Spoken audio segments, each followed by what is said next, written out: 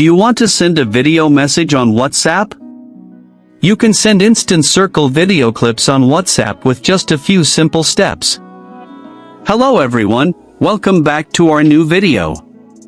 In this short video tutorial, I will show you how to send video message on WhatsApp. Just watch this video till the end, and do not forget to like this video and subscribe to this channel for more tutorials and tips videos. An instant video message on WhatsApp is a short video clip that you can record and send directly within a chat conversation.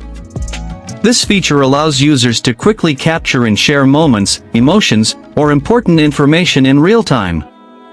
To send an instant video message on WhatsApp. First, open the WhatsApp app on your mobile device. Once you are in WhatsApp, open the chat with the person or group you want to send the instant video message. At the bottom of the chat conversation screen, you will see the text input box. Look for the camera icon next to the text input field. Now, press and hold the camera icon to start recording, then release it to stop recording.